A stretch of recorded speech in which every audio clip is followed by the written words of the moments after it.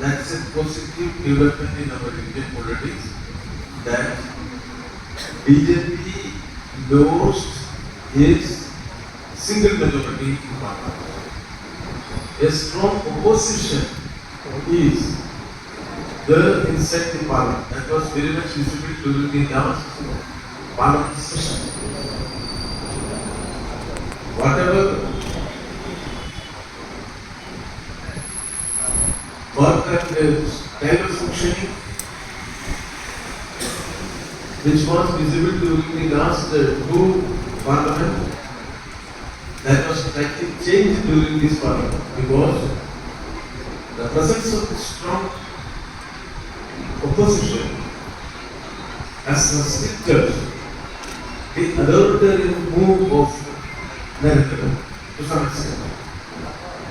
But it is very much clear through the national budget, then the proclamations of the ministers in the Parliament and the August 15th speech of the Prime Minister of India in the fort.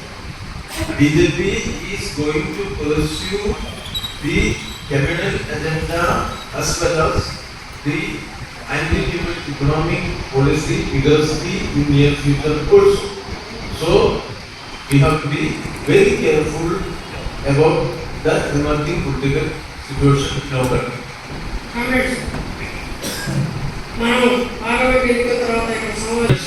During this BJP regime, country is passing through a deep agricultural crisis.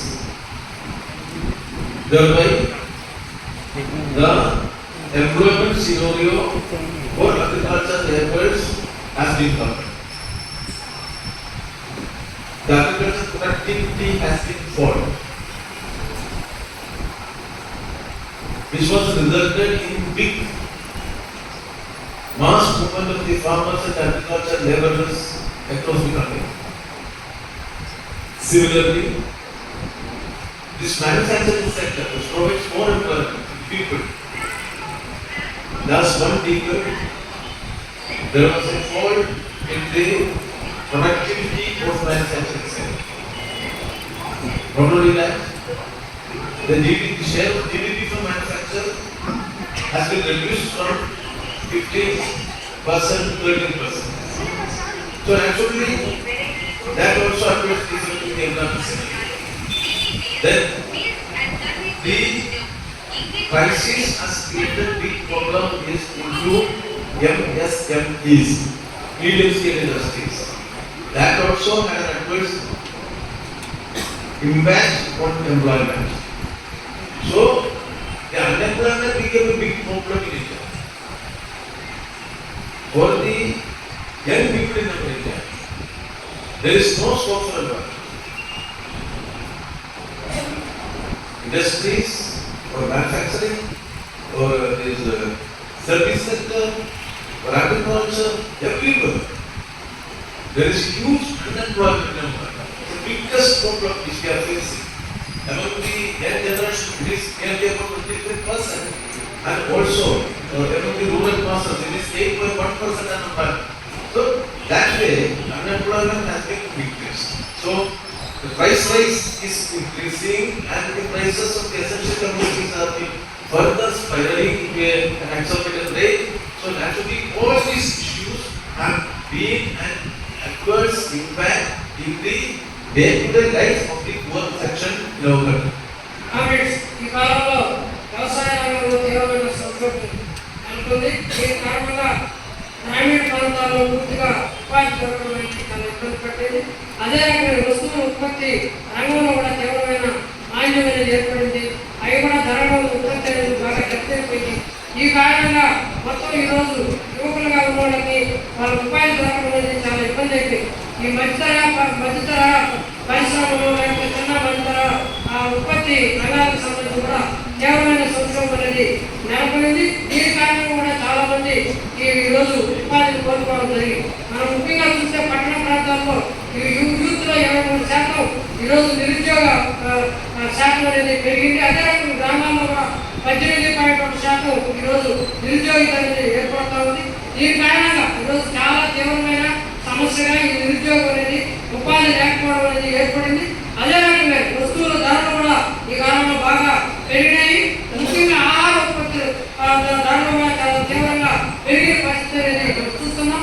అందువల్ల ఈరోజు మొత్తం ప్రజలకి యొక్క ఈ నిరుద్యోగం ఈ ధరల సమస్య అనేది తీవ్రంగా వచ్చి ఏర్పడిందని చెప్పేసి మనం గమనించాలి.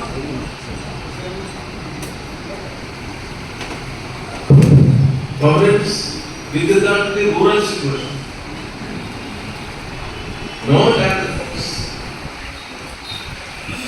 See, 47% of the rural masses are landless people. Any house type for them. With regard to the land issue, starting Andhra Pradesh is the state which is facing the highest number of landless people.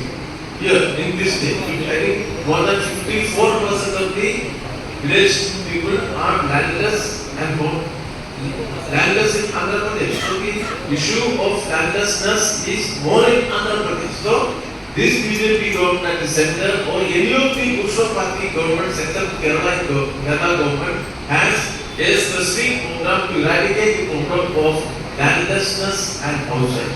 It's a big serious problem which we are facing in the rural areas. ఈరోజు గ్రామీణ ప్రాంతాల్లో పరిశీలించినట్లయితే పేదలకి భూమి దగ్గర పరిస్థితి స్పష్టంగా కనిపిస్తుంది. దాదాపు దేశవ్యాప్తంగా 47% మంది గ్రామాల్లో ఉండే కూలీలకి పేదలకి భూమి దగ్గర పరిస్థితి మనం చూస్తున్నాం. ముఖ్యంగా ఆంధ్రప్రదేశ్ లాంటి రాష్ట్రాలు మరింత ఎక్కువగా 54% మంది 54% మంది గ్రామీణంలో ఉండే ప్రజానికానికి భూమి లేని పరిస్థితి మనం చూస్తున్నాం. కాబట్టి ఈ భూ పంపకాలని చేపట్టే కారణమైనటువంటి పరిస్థితి వచ్చింది. ఏదన్నా తేడా ఇది తప్ప మిగతా రాష్ట్రాలు వేసులో కూడా ఈ పరిస్థితి లేదు. అదే రకంగా ఇళ్ల స్థలాల సమస్య కూడా చాలా తీవ్రమైన సమస్యగా ఉంది. పేదలకి కృషి కూడా తగ్గే పరిస్థితి లేదు, స్థలం తగ్గే పరిస్థితి లేదు. కాబట్టి ఈ సమస్యలు అనేవి చాలా తీవ్రంగా ఉన్నాయి.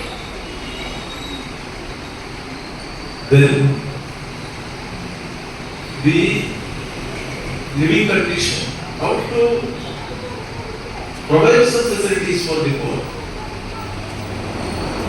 That is the responsibility of the government, whether it is the state government or the central government.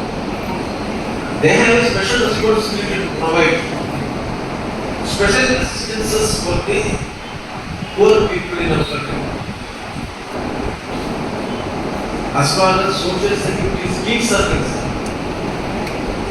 special schemes to provide special assistances for the poor on their basic questions of poverty, illiteracy and malnutrition, all these basic programs. In order to resolve these basic programs, governments have to expand and extend more social security schemes. What is the experience of the current national budget? All these schemes for providing houses, schemes for providing education, schemes for providing free health, schemes for providing environment. There was a sharp cut by the central government. Only good speech for the poor, but in practice they are not providing any specific and significant assistances for the needy people in the villages. That is the dichotomy which we are facing. That is the failure. That is the approach of the central government towards the poor. It is an anti-poor approach by the central government. It should be resisted by unleashing mass movements in order to protect the rights of the poor people in our country. కనీస సౌకర్యాలు కల్పించడంలో ప్రభుత్వాలు ఏమాత్రం బాధ్యత తీసుకోవట్లేదు. ప్రభుత్వం యొక్క కనీస బాధ్యత పేదలకి, గ్రామాల్లో ఉన్న వాళ్ళకి కనీస సౌకర్యాలు, కనీసం యొక్క వాళ్ళ పరిస్థితి ఏర్పాటు చేయాల్సిన బాధ్యత వాళ్ళు. ఈరోజు పేదలకి అమలు చేసే పథకాలను చూసినప్పుడు కూడా ఈరోజు విద్య కల్పించడం కానీ, లేదా ఆరోగ్యాన్ని వాళ్ళకి కల్పించడం కానీ, లేదా ఇల్లు కల్పించే పథకాలు కానీ, ఇవన్నింటిలో కూడా ఈరోజు మనం చూస్తే ఈ కేంద్ర ప్రభుత్వం పూర్తిగా వాటి మీద కేటాయించే నిధులు పూర్తిగా తగ్గించేస్తుంది. వాటన్నింటినీ కూడా కట్ చేస్తా ఉన్నారు. ఈ కారణంగా వాళ్ళు ఉపన్యాసాలు మొత్తం బ్రహ్మాండంగా ఇస్తున్నారు, మొత్తం సగం వచ్చేట్టుగా చూపిస్తున్నారు. కానీ ఆచారంలో చూసినప్పుడు ప్రజలకి దీన్ని మనం ఎదుర్కోవాలంటే పెద్ద ఎత్తున ప్రజలను సమీకరించాలి. ప్రజా ఉద్యమాల ద్వారా బీజేపీకి బుద్ధి చెప్పగలం, మన సంక్షేమ పథకాన్ని కాపాడుకోగలం. ఇది మనం చేయాల్సిన కర్తవ్యం. Narendra Modi is moving all around the world. He is protecting that he is the savior of this country. And there are so many achievements for India.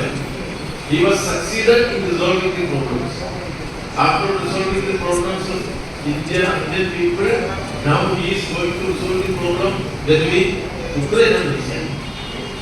He is moving. So that way a protection is going.